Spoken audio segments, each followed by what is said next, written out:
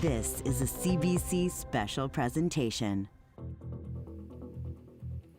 It's day 2 of the Great Canadian Book Debate. We said goodbye to the first title yesterday, and another book must go today. Which one will it be? Get ready to find out. I'm your host, Ali Hassan. This is Canada Reads.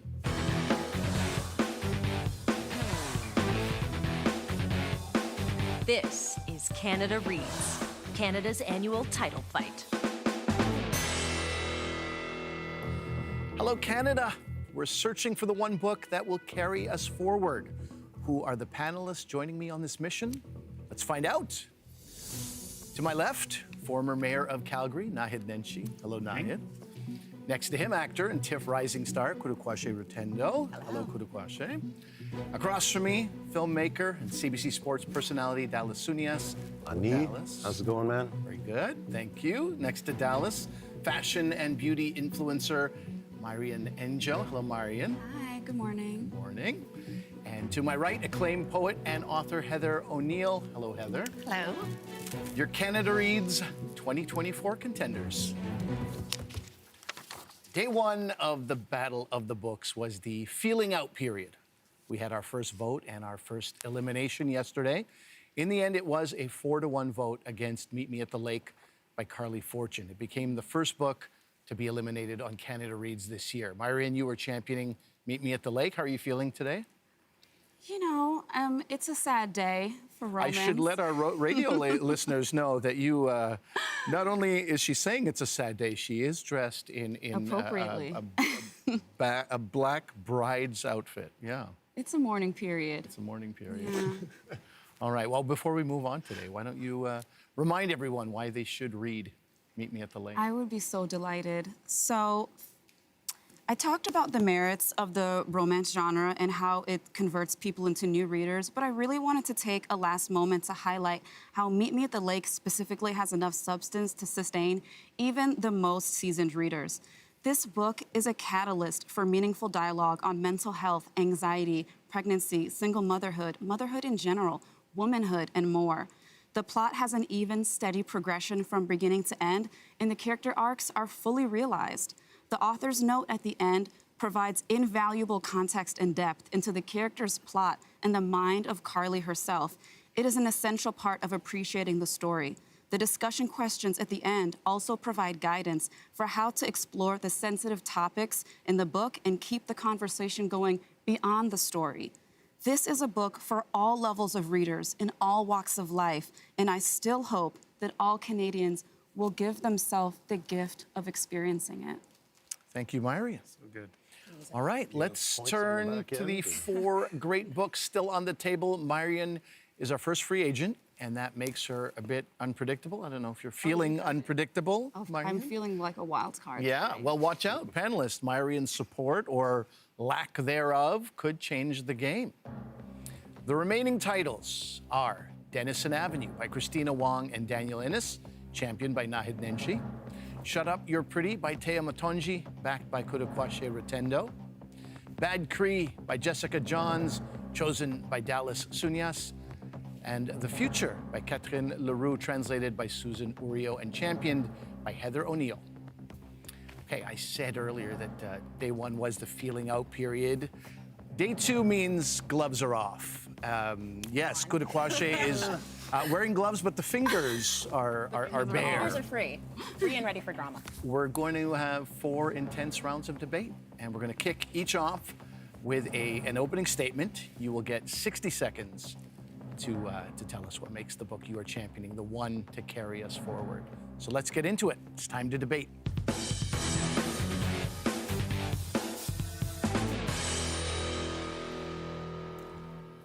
We're going clockwise around the room for these debate rounds. Nahid, you are on my left. You are up first.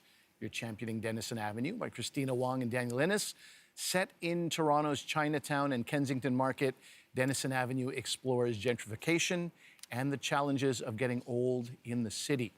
I'm giving you 60 seconds. Why is Denison Avenue the one book to carry us forward?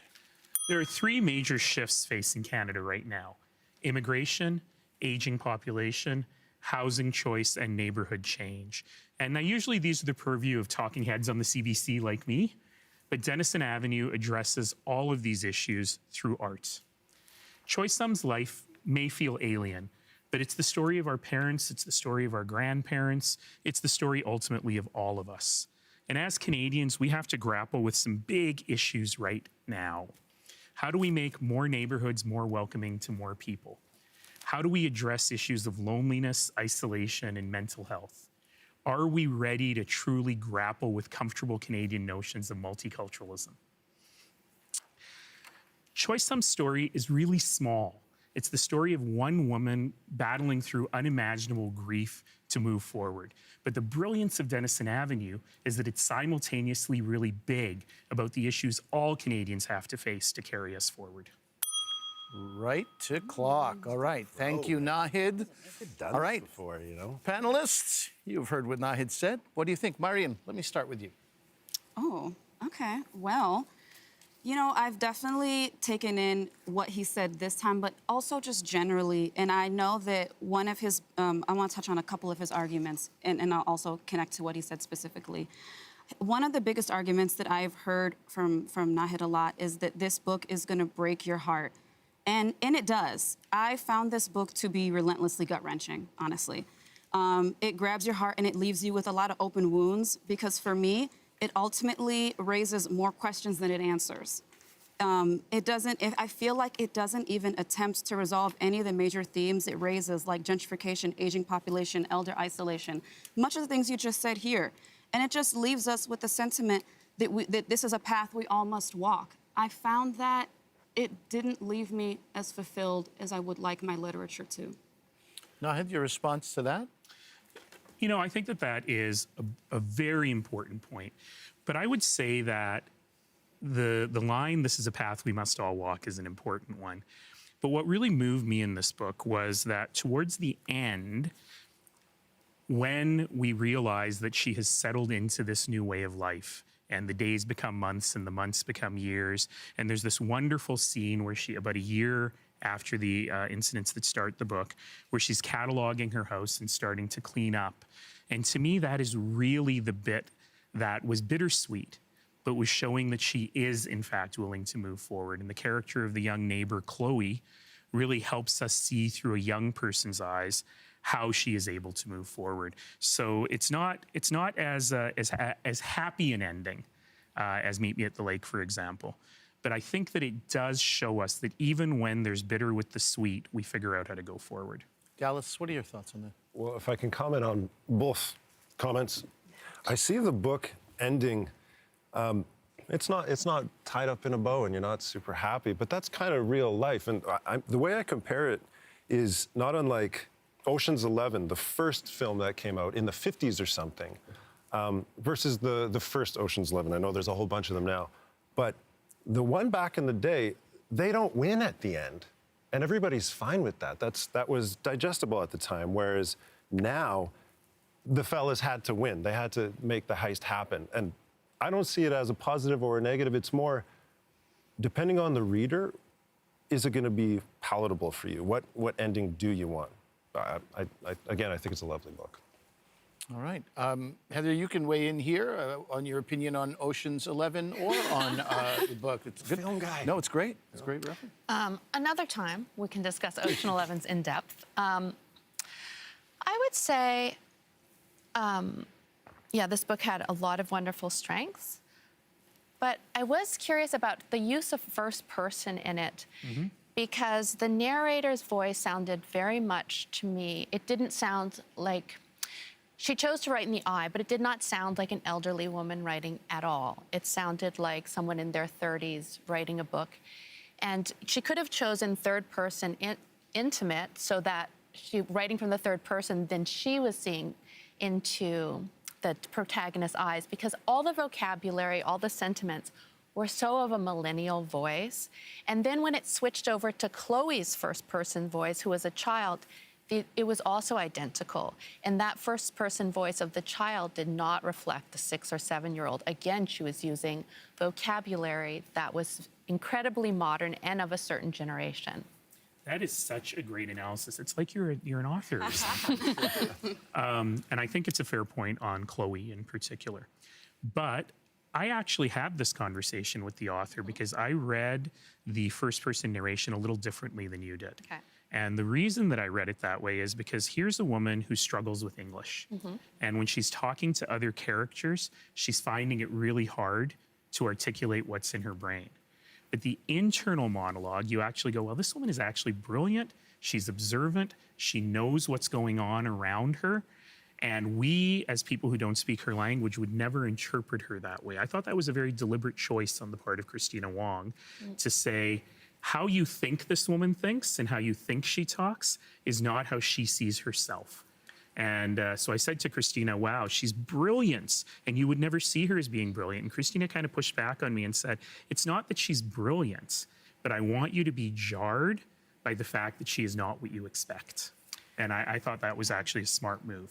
Kudakwashe, I see you've been scribbling some notes to yourself. Yeah, so I had a couple notes from the whole round table that happened. The first one I want to touch on is Chloe. I kind of struggled a bit with Chloe in the sense that Chloe's how the book starts and her perspective is how the book ends. But throughout the narrative, I felt she existed rather peripherally because the narrative really is about Chosam and Sihe. And I wanted that if the book was going to end on Chloe's perspective and her final thoughts, I would have wanted a bit more from her throughout the narrative, and I found I kind of lacked that. So when she was starting the book and when she ended the book, I was like, I thought she'd be more present throughout the narrative, was my big thing. And then another thing I struggled with, which I also think was Denison Avenue's strength, ironically, is I really love how experimentalist this book was. You know, like I said yesterday, there's a Bathurst wish list, citizen approval letters. But one thing I did struggle with is some sections of the book, they almost seem to hearken to minimalistic poetry, just in the way that they're put in like a stanza format and short words. But I'm an ardent lover of poetry, so this is just stemming from that. So since I love poetry, the power of minimalist poetry is in its brevity and lack of verbiage. It's still able to portray this very dense story and, you know, using the conventions that it uses, right? And I found sometimes that it would hearken to minimalist poetry but still be prose. So I didn't see why it wasn't just written out in a sentence instead of broken up. And also what that made me feel sometimes is that I was being led to a conclusion. Like some of the stanzas would be like almost separated from the prose. There was this one expanse where she was saying that like, I'm okay, like I am okay. And it was separated into a separate stanza. Like it was following like a thought in like a prose kind of format, and then it was separated into the stanza, I'm okay. And I felt like I was being led to something where the line was majestic. I would have clocked to it right away, but then just the sentence, like just it being separated was kind of jarring for me, and I kind of noticed that a bit throughout, that there was just different parts being separated. And for me, I was just wondering that if to go to that extent, I would just like to have a bit more oomph with it. Yeah. And then along the lines of the conventions, there's this one expanse, it had repetition, and it just says another day, alluding to the pass of time. But the difference between the two sections was that another day, the space between the words was just getting bigger. It was just another day on one line, another day, like a space between another day, and then another day with a couple spaces between another day. But that didn't really work for me because I didn't really feel that in doing that, anything was added beyond just the spacing, and it looked beautiful visually. But just reading it wise, I felt like it didn't add any more immediacy to the words just being written in prose, and it felt done stylistically, which is what I love about Denison Avenue. But I wanted more almost intentionality in invoking the poetic conventions. You know, I love that we're talking about this book in this way because it really highlights the incredible craft and skill of Christina Wong that we're actually getting to. Well, you know, how did you format that page? But I think a lot of these were intentional. So for Chloe, for example, I felt exactly the same way as you did. You know, what happened to Chloe? But then I realized in my mind, in my reading, that Choi Sum has more people in her community looking after her than she knows. And she had to go through that period of great loneliness to accept the fact that there's this helper right next door. But the question on the prose and the style, I actually liked it because it challenged me to follow the rhythm in a different way. It's not poetry, it's not prose, but I think every word is very carefully chosen to put in precisely what she's trying to do in a bit of an experimental way. It is absolutely a little bit challenging, but I really enjoyed that juxtaposition of poetry and prose. We'll have to leave it there. That's it for this round. All right, Kudakwasha, you're next to Nahid. That means it is your turn. You're championing Shut Up, You're Pretty by Tea Matonji. It's a short fiction collection about a young woman coming of age in Scarborough, Ontario. 60 seconds are on the clock. What makes Shut Up, You're Pretty the one book that should carry us forward? Yeah. Shut Up, You're Pretty is the one book to carry us forward because within it we see a challenge and confrontation to the societal expectations of women and female presenting folk. Loli is a woman who from the onset is in touch with her sexuality. We see her engage with her sexuality within herself, but also within the relation of how her world sees sexuality. And through Loli, we see a myriad of experiences, both good and bad, yet this experience, especially the consensual, specifically the consensual ones, are absent the cup of shame what female sexuality is usually expected to have. And Shut Up, You're Pretty also enables discussion on the importance society has placed on women to have aesthetic value. Loli's perceived beauty undeniably affects how she navigates the world in a way that is intimately familiar to women. We are expected to be sexually capable but not seek it. We're expected to be beautiful but humbly unaware, walking this tight line of perfection rooted in one end in impossibility and the other patriarchy. I feel Matonji's writing puts to words this desperate feeling we women have struggled with and gives us leave to witness a character in a way not often seen. Very nice. Thank you, Kudakwashe. All right, panelists, you just heard what Kudakwashe had to say about Shut Up, You're Pretty. What do you think? Heather, let me start with you. Yeah, so I guess I had some questions about you, and you probably imagine this, you know what I'm going to say, the interconnected stories, and whether the way, I mean, they're put together so that you read them as though they're a novel. Yes. But I did feel at times as though they were threads that she never returned to that I really missed. And then at the beginning, it was so rich in her life in Scarborough and referencing the Congolese culture, and then we sort of lose that. And then in the very last story, it's brought back, and then when it comes back, I realized how much I had missed that thread in it. So maybe I had some issues with that. Your response to that? Yeah, I think that's very fair. And also, like, for example, in the beginning, it's Loli's friendship with Jolie, another kid in the neighborhood, is stressed. But then Jolie fades from the narrative, essentially. And with that, I think it's an honest remark on life. I think oftentimes people who are closest to us, they fade from our lives without saying goodbye. And it's a theme that is recurrent in the book. People leave Loli in the middle of the night. Teresa does. And people just leave her. She's used to being left. And I think it's a remark on that. That's how I saw it when I read into it. And on the community aspect, I think in the absence that's had between the beginning, where you're surrounded by this lush community of Galloway, and then in the end when you return to it, I think that the absence just really enforces that thirst for it.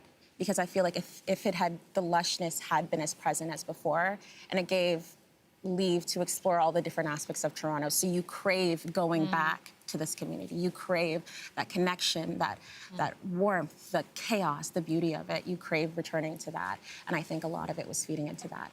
Nahid, let me ask you, you have the iPad out. What are your thoughts on what Heather has said and your thoughts on the book?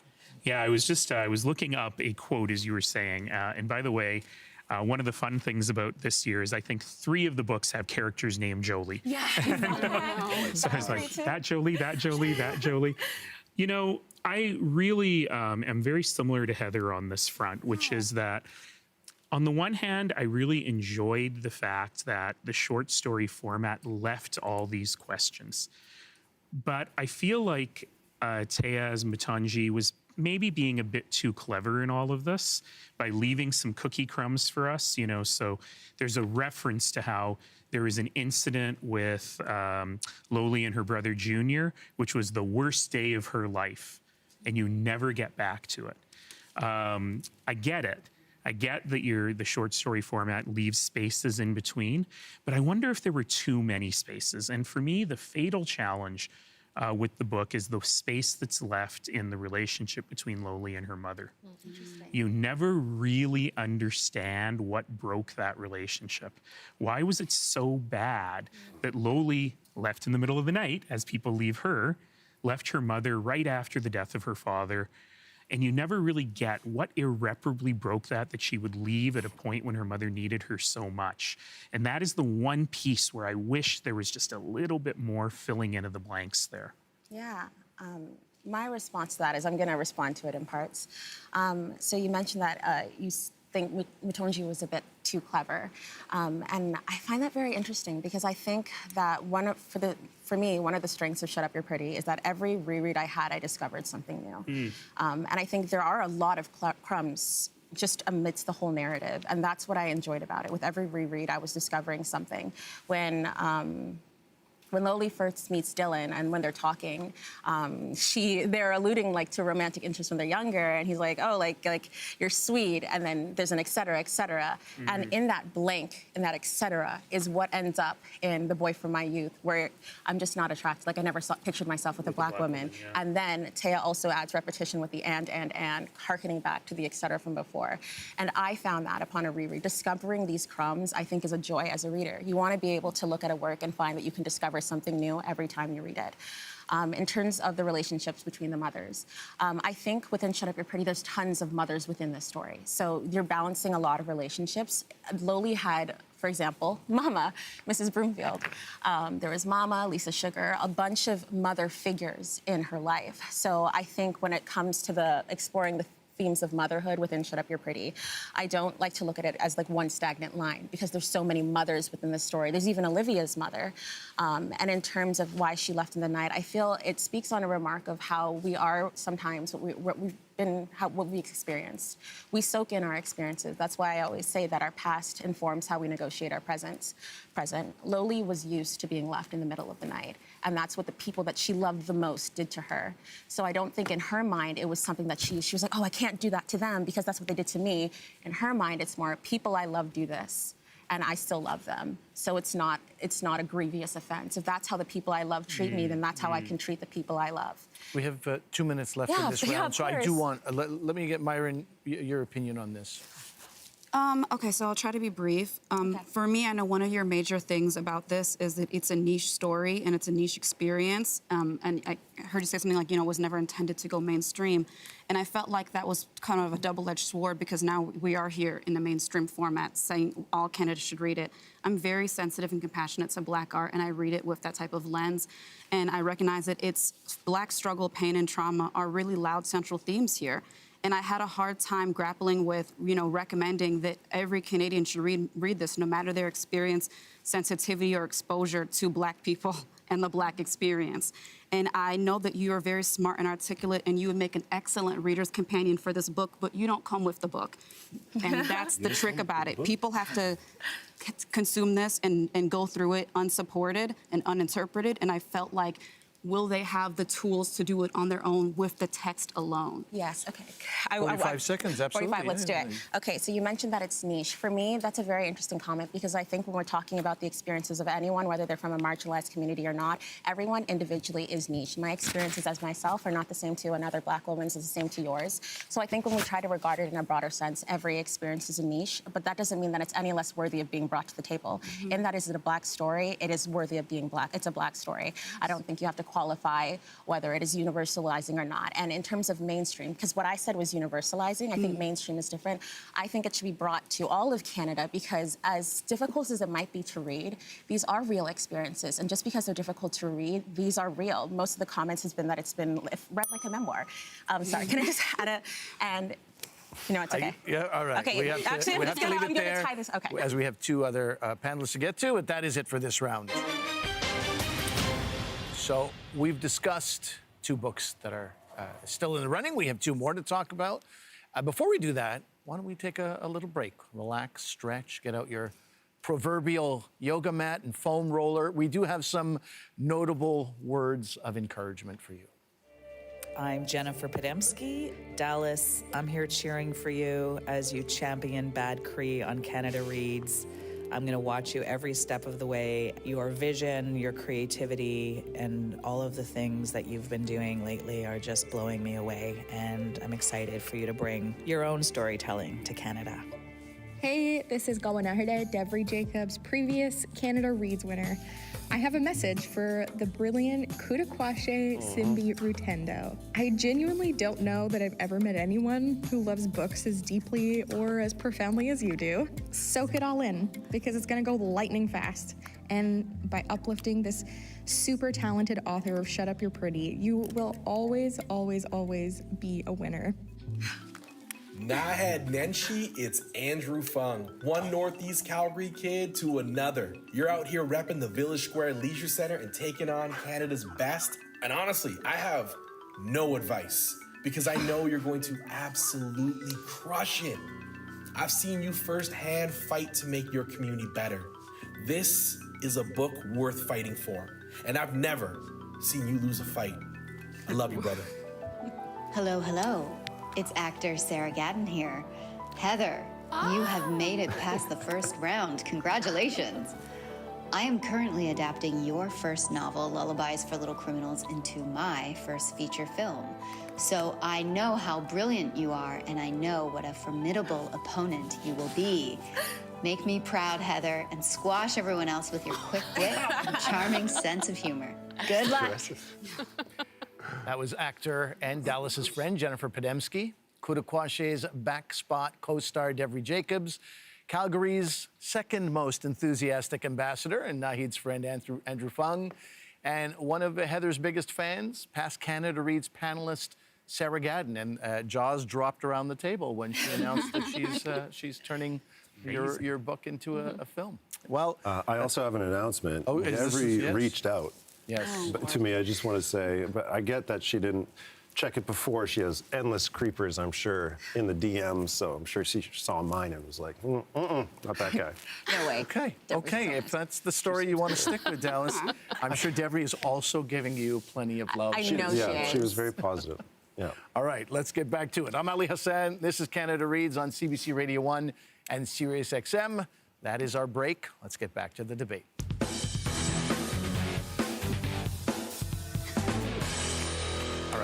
Dallas, you're next to Kudakwashe. It is your turn. You are championing Bad Cree. It is a horror-infused novel about a young woman haunted by nightmares after her sister's death. You have 60 seconds. What makes Bad Cree the one book to carry us forward? Right, okay, I spent like 3 hours yesterday trying to figure out how to properly explain the through line in the book that starts at residential school, goes to the things that happen to my family, and then specifically the character Mackenzie in this book. And they're actually all connected in a very real way. But then I realized I'm gonna be alienating like almost all of Canada's population if I just stick to that. So what I want people to know is that this book is about community. It's about understanding who your people are, because they don't necessarily have to be your family. It could be the people you play Apex with across the world. Like that's what really matters. And in that sense, this book is about the collective and not the individual, and that's why it's the book to carry us forward, again, opposed to an individual forward. How much time I got? 10 seconds. I loved you and Goon. I just want to mention. Thank you. And man, I appreciate that. I don't know what to do with that information. I can't take a compliment, but thank you very much. All right, Dallas, panelists, you just heard what he had to say. What do you think of that? Let's start with you, Myrian. Oh, wow. Okay. I mean, okay. So I think for me, this was one of the first times that I really heard Dallas dig into the content of the book itself, you know, in a more enriched way.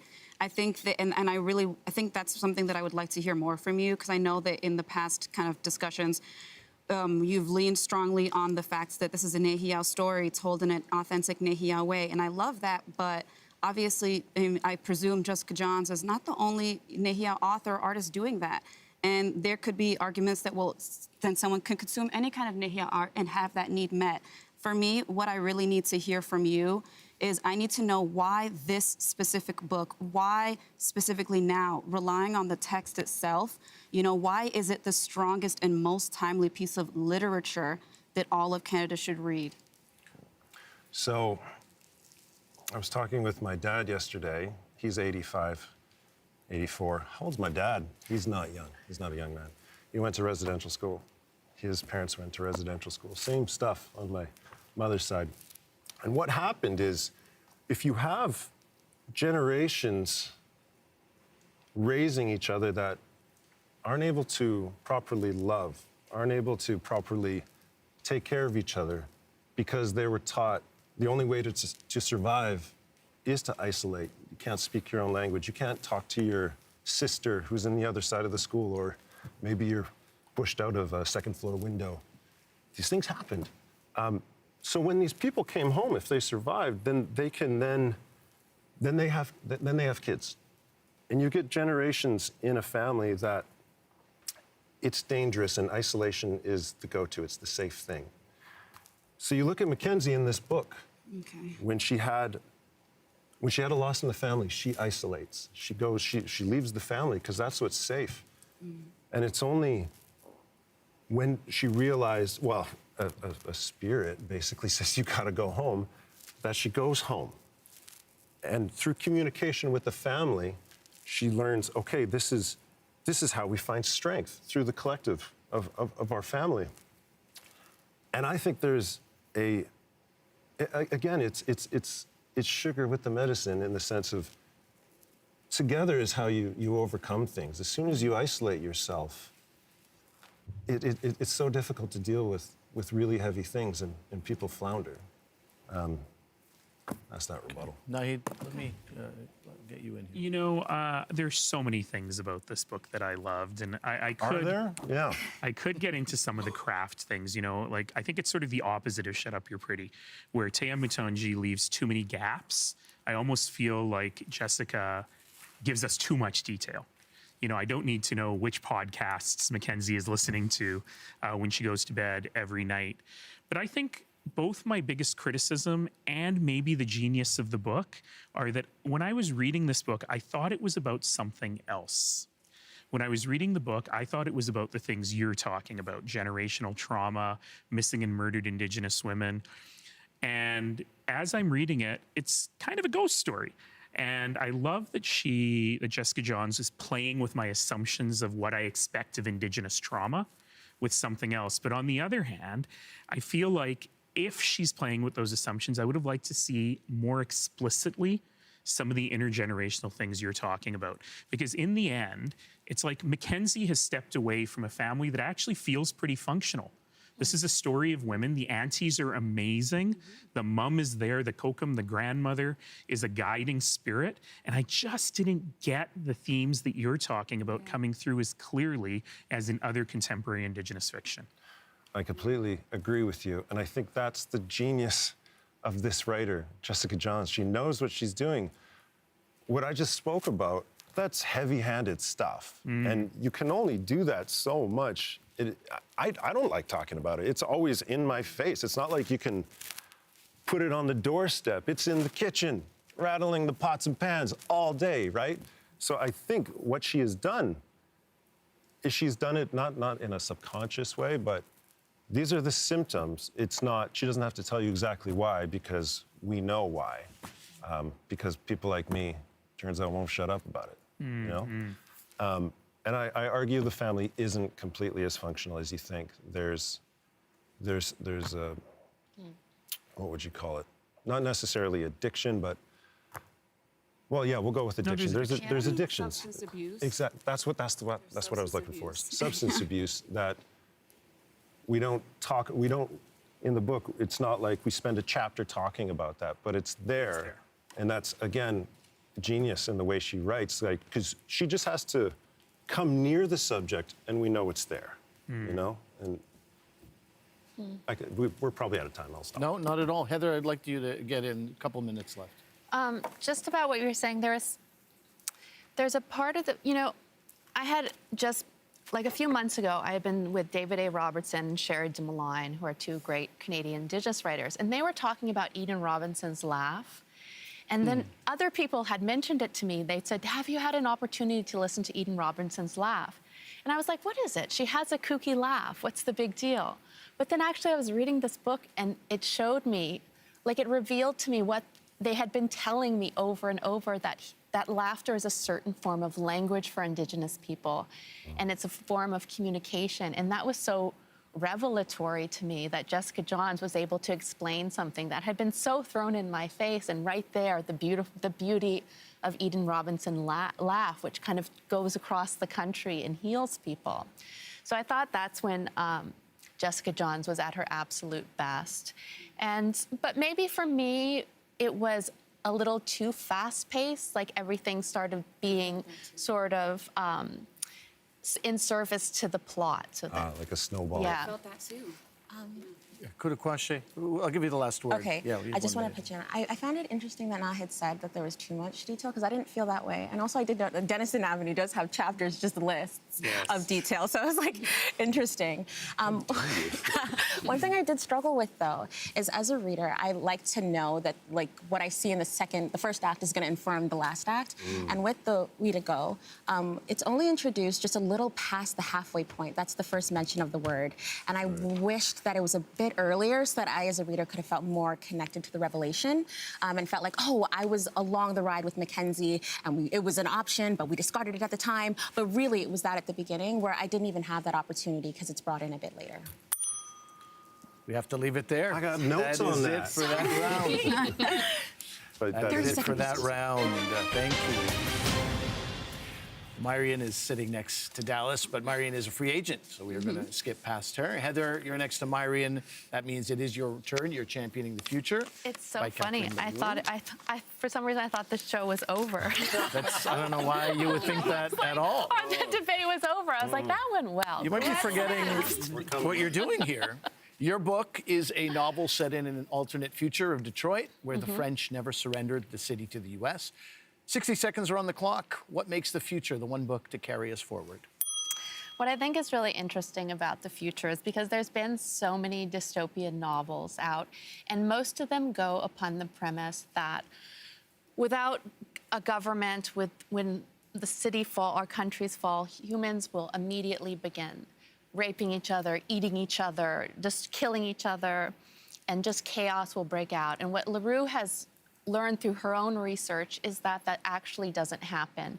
And in many situations, when there is a disaster, communities come together, people they want to help each other. It's the human impulse to come out and share food, make sure everyone's housed. And so in this book, she's doing that, and we have just these the elders building their little gardens, the children taking on different communities. And, and she went to Detroit, and it's an alternative Detroit. So it's it plays, I'm watching your finger with a button. Also the idea of borders. And, I was reading something Wabashing Rice wrote a couple days ago. That's the bell. We'll have to work that in somewhere into your arguments. That is a cliffhanger. I got Perfect. so nervous because I became entranced by the finger. I do that just so you know, Yeah. in 5 seconds. All right, so you've heard what Heather had to say about the future. What do you think? Myrian, you're really embracing your free agent role, I feel. You're like, this is what I need for you, this is what I feel. So let me turn to you first here. And maybe people will give it to me. Well, for me, one thing I noticed my biggest criticism of the book is that unlike the other books here, you are championing a book for all of Canada to read that isn't even set in Canada. It doesn't feature Canadian characters, experiences, anything like that.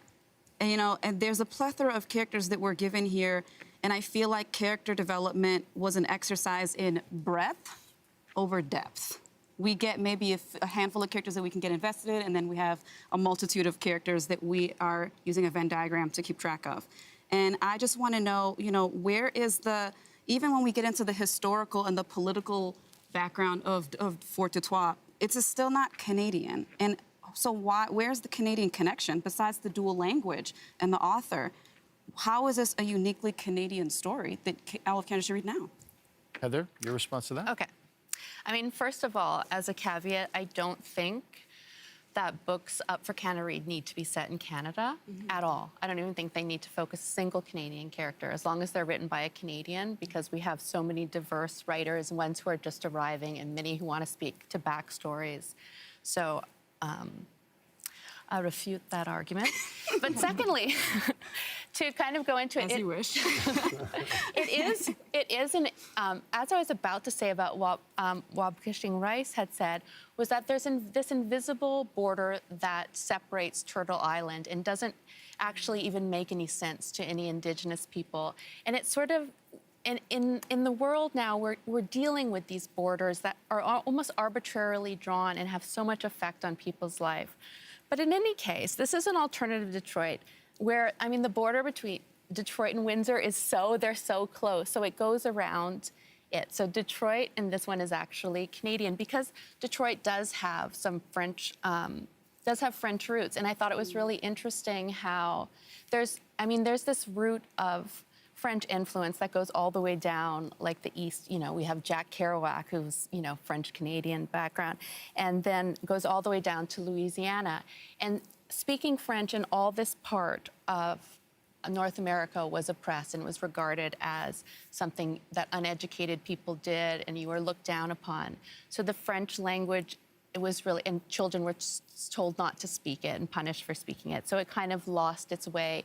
It has its, you know, its identity in Quebec. So she's kind of playing with the idea if this identity had still existed in Detroit. And it adds a lot of, and it kind of shows, and she talks a lot about, and there are, like the idea of the Nez Rouge, which still exists, and they have a huge festival in Detroit, is actually comes from French and Indigenous culture. And she tries to bring in the Indigenous roots and influences in Detroit as well. Okay, let me get your opinion here, Nahid. Well, you know, it's interesting because what Myrian said was actually my challenge of the book, but exactly the flip side of it, which is I thought we were in Canada, and it was never entirely clear that are they speaking French because now they're Canadian.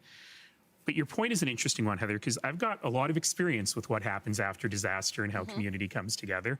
And I have lots of thoughts on when that breaks down and so on. And Wab Rice's book, Moon of the Crusted Snow, is actually a book about emergency management in government when things break down. So I really identified with it. But Talking about the floods, right? You killed it. You did a great job. Thank you. And the pandemic and everything else. You know, I always say that Calgary's had 6 states of compliments, Dallas. My God. Calgary's had 6 states of local emergency in its history, and lucky me, I was mayor for all of them. Correlation does not infer causation. But my challenge with this book was I didn't really know what was going on because clearly there had been a collapse in Fort Detroit, but it wasn't a complete collapse. There was still a government. They just didn't have that many fire trucks. There were tourists coming and going on bus tours. The water still ran. And so the question for me was, where's the federal government? Where's the provincial government? I know that's a very specific thing, but how has this one part of society collapsed in this way while government is still functioning? And so it didn't go all the way to dystopian for me, and I couldn't figure out what was actually happening. And that was probably my biggest concern with the book. Heather? Well, Catherine actually took me on a tour of Detroit, which was interesting because, I mean, I do so much research for books, and it's one of the great thrills of my life to go on these strange journeys that your books come through. And she brought me to meet a lot of people. So in Detroit, and there was, you know, what they were all referring to as the Great White Flight in 1967, where everybody kind of, after the race riots, immediately left the city to go to the suburbs and just left as though it were, you know, they had days to leave. So that Catherine went and talked to a lot of the people who were left behind, and she introduced them to me, like John K. King, who went around to all the houses and collected the abandoned libraries that people had thrown out, and he put them in this giant glove factory. Then you can go through them. And there was a man named Tyree Gurley who has a thing called the Heidelberg Project, and we went to his house, and his entire block was abandoned, but he wanted to stay in his house. And his house, actually, on that block, was a meeting point for the Underground Railroad, and its code name was Midnight. It's also beautiful, but he goes around and he collected all the toys and grocery, anything that people had left behind, and he made it into these grand sculptures. And you see throughout Detroit these community gardens and ways that they manage together to kind of, and they're still building it. They're building a new city together. All right, we're going to leave it there. That is it for that round. Thank you. killing me, man. I know. They got those notes are. Those notes will appear. We have 2 more days. Fair enough. But if we don't, there's no time to vote, which is kind of what this is about. So we've heard a lot today about each of the books. It's quite a day. Great discussion. We're not fully done yet. I'm giving you one last chance to champion your book before we head into today's elimination vote. So, Nahid, one last chance to persuade the panel that Denison Avenue should stay on the Canada Reads bookshelf. 30 seconds are on the clock. I love today's debate.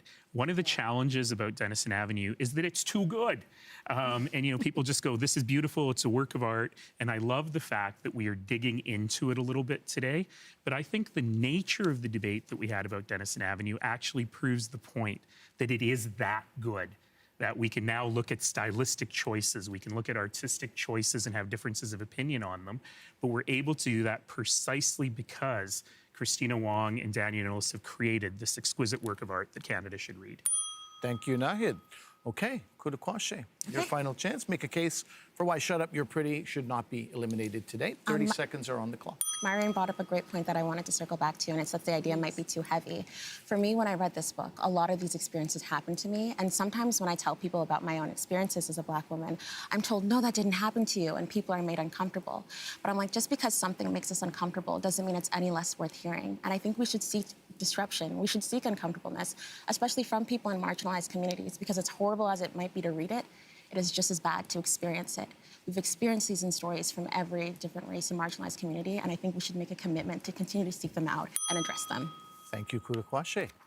Okay, Dallas, you're next. You've got 30 seconds to convince your fellow panelists that Bad Cree should stay on another day on Canada Reads. So again, it's one book to carry us forward. I feel as though, in my opinion, this book does the best job of bringing people together to overcome something.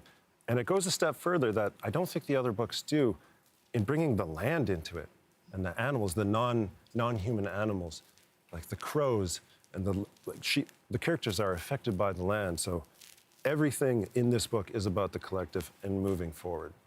Okay, thank you, Dallas. Heather, it is your turn. Please make one last argument that convinces your fellow panelists to not eliminate So many, but one thing that kind of addressed today, at one point in this book, the children are telling each other fairy tales, and they're fairy tales we know, but they're all changed with the different to reference their own background. And I find when you go throughout the world, all fairy tales, and you find them in different societies that have never had any connection with each other, because storytelling is archetypal. There's something in us, and we dress it up in our own metaphors and our own symbols, but they're all the same, and we all come together with this storytelling. Thank you, Heather. Okay, panelists, that is it. The end of today's debate. You know the deal from yesterday. It's time to vote. I don't know what to do. Panelists, you got your vote. You have your ballots in front of you. Please mark an X beside the book that you want to eliminate from the competition. Once you've voted, Charlene from the Canada Reads team will take your ballot. I'll remind you all, there are no secret ballots on Canada Reads. I also remind you that Meet Me at the Lake was eliminated on day 1. Which title will be the next to go? Will it be Denison Avenue by Christina Wong and Daniel Innes? Nahid Nenshi is championing that title. Will it be Shut Up, You're Pretty by Tea Matonji? This short story collection was selected by Kudakwashe Rotendo. Will it be Bad Cree by Jessica Johns? Dallas Sunias is supporting that novel. Or will it be The Future by Catherine Leroux, translated by Susan Oriu?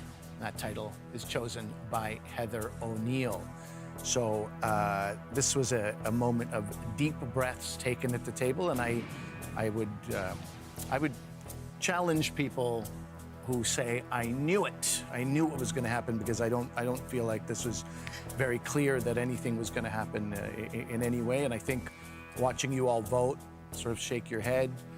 Myrian stroked her chin, which is particularly, it's just fun. Yeah. You have embraced the free agent role, and yeah, well, the suspense is definitely there. I mean, this is the moment, as I mentioned yesterday. People watch this, people listen for this. This is the time where people get a little tense themselves, because they have also grown attached to these books, people who've been reading it since the shortlist came out. All right. So I have the ballots in my hand right now. Thank you, Charlene. Kudakwashe Rotendo, let's start with you. How did you vote? Okay, I voted Denison Avenue. Okay, we have one vote against Denison Avenue. Nahid Nenshi, how did you vote? I voted against the future. We have one vote against the future. Heather O'Neill, how did you vote? Right back at you, Denison Avenue. Denison Avenue. With 3 votes counted here, we have 2 against Denison Avenue and 1 vote to eliminate the future. Dallas Sunias, how did you vote? I voted against the future. Why did you look at Kudakwashe? It just made sense in the moment. I don't know, man. Okay. Make the connection, please. All right. Well, my friends, 2 votes against Denison Avenue and 2 votes against the future. Oh, wow. Looks like my role is quite pivotal. Marion, your role is pivotal. Tell me, how did you vote? I voted to not resolve this at all because I voted for Bad Cree. Bad Cree. So with that, we have a tie. Oh, now you get an elevated position. What does that mean? We'll turn to the Canada Reads rulebook. We have a tie. The panelist who did not vote against either of the books up for elimination must break the tie. This is the case even if that panelist is defending one of the 2 books up for elimination. Marian Enjo, in case that was not clear, you are breaking this tie. There are 2 votes against Denison Avenue, 2 votes against the future. You are in the unenviable position of making a quick decision about which of these 2 books should be eliminated from Canada Reads. Oh, gosh. This is very difficult. Let me take a minute. Just give me a second, because I don't want to do this. I know this is a very important and impactful decision. Okay, Denison Avenue. And the name I should say is who I want to eliminate? Yes. Okay. The clock is Eeny, ticking. meeny, miny, mo. We are going black in under 2 minutes. Denison Ave. All right. Okay, and with that, Denison Avenue has been eliminated.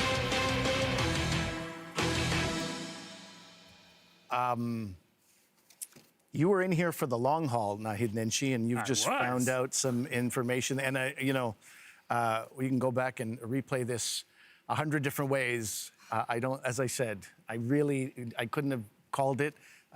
Tell me how you're feeling about this. So again, we have maybe 30 seconds, but what are your initial Well, I am feelings? just so happy that so many people have been introduced to this book. I think this book will stand the test of time as a true Canadian classic. And, I joined Canada Reads because I'm one of those people who has let books leave his life and be replaced by screens. And I'm thrilled that I have started my reading journey again, and I hope others will, and I hope they'll do it with Denison Avenue. Very good. Thank you very much, Nahid. So that is a goodbye to Denison Avenue. It joins Meet Me at the Lake on the list of books that have been eliminated from Canada Reads. So that is something. We are going to talk about this a little bit more. We're saying goodbye right now to our radio audience, live people on CBC who are listening right now. But if you're online or if you're watching on television, we'll have a few minutes more with our panelist. So there are 3 books left. We have The Future by Catherine Leroux, that is being championed by Heather O'Neill. We have Shut Up, You're Pretty by Tea Matonji, being championed by Kudakwashe Rotendo, and Bad Cree, which is written by Jessica Johns and championed by Dallas Sunias. 2 days left, 2 eliminations to go until we find the one book all of Canada should read.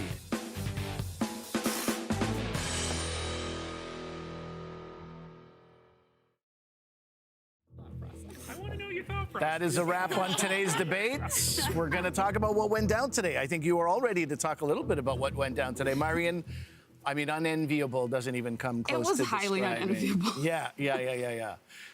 You were ready for a lot of things today. Mindset, clothing, you were not ready for that. Nobody would be. Let me ask you, I didn't have much time for you on the radio, but let me ask you, Nahid, if there's a message that you want to offer to Christina. I know you were became a big fan of hers as a person as well as an author. I really did, with both Christina and Daniel. And, you know, I was jokingly saying that when I told Christina at the beginning of this, I was excited to put a spotlight on this beautiful work. She was kind of a little taken aback and said, you know, I just want to change one person's life. And I said, good, let's sell 1 million books so that the odds of you changing one person's life are even higher. I mean, Christina and Daniel are incredible talents. Now, there's a good question, which is this Christina's book? It's so much about her life and the neighborhood she grew up in, but I suspect there's going to be a lot more here. And I suspect a lot of the choices that you were talking about, Kudakwache, are ones that will redefine how we think about prose and poetry and how we think about books going forward. So I'm so proud of these artists, and I'm so proud that, as I said yesterday, it has been the best-selling Canadian book for 4 weeks in a row, and I just hope more and more people get to read it. Can I say something? Because I didn't have a chance really to talk about this book that much, but it is an extraordinary piece of writing, and I don't think I've read anything quite like it. And yes, it has, whatever, all novels have flaws. That's why we like them. They're like human beings. Otherwise, they don't work without flaws. But the way she works with lists and lists, I think it is the most incredible use of the lists in literature I've ever read. That she was able to put these lists together and they worked as poetry, and I did not get bored. And also, just her capturing of Chinatown with all those little details and all the details that come up with life and that we're not supposed to value, and the texture of the texture that living people leave on a city with all their little, you know, the banana peel stickers you take off and put on a wall. All those little things that we leave behind are poetry, and she just captured it in the book, and it was like, that's a magnificent achievement. Christina Wong, also a performer, and I think all these things come together, right? The poetry, the performance aspect, and how she... If I may. Yes, absolutely. We have the time. As soon as the book got voted off, which was very surprising to me, I thought right away of all the brilliant artists that died and then got famous. And she's still with us, you know? So I'm so happy that that book has been doing so well, and people are going to get to see her art while she still gets to appreciate it, because she's obviously a genius. Myrian, you've had about 2 minutes to process what happened there. Let me ask you how that vote went down. It's absolutely not all my fault. Let's not forget who else voted for that book. No, but anyway. It's like, yes, it is. I would know that very well. But here's the thing. I think this is a beautiful book. And I will say, I'm an audiobook reader. Of all the books here, this is the one book that even with the audiobook, I read it along with the physical book. I think the audiobook adds a whole nother level of texture because there's so many production notes that it's narrated by Christina herself, which it's like, and I spoke about this before, it's like Picasso explaining his blue period to you. It is another layer that I think is beautiful. I think this is a beautiful book. At the end of the day, it was a split-second decision that I didn't have the time to process. And when I thought about, and so for me, I said, these are both 2 great books. So that's not what we're talking about here. And I looked at my panelists, and I looked at the way they defend the book and their arguments, and the strength of their arguments, and how I felt like their understanding of the literature itself, because we know these books are great. And that was what ultimately swayed my decision. But I think this is a great book. It's her first book. She has so much more to go. And also a shout out to the illustrator, Daniel. Yeah. 30 seconds, Nahid. Last comment to you. You know, all I'll say is read this book. And, you know, the best literary critic I know, who happens to be sitting on my left here. That is not me, by the way. That is Kwashe Rutendo, made an inexplicable vote today. But, you know, I think that what she talks about in terms of this book is precisely why you need to read it. You need to actually get it to it at that level of questioning those choices. That's how genius it is. Okay, my friends, we're going to have to leave it there. That is a wrap on Canada Reads today. My thanks to our panelists, Nahid Nenshi, Kudakwache Rutendo, Dallas Sunyas, Myrian Enjo, and Heather O'Neill. They will all be back tomorrow. We will see you then. I'm Ali Hassan. Until then, read on, Canada.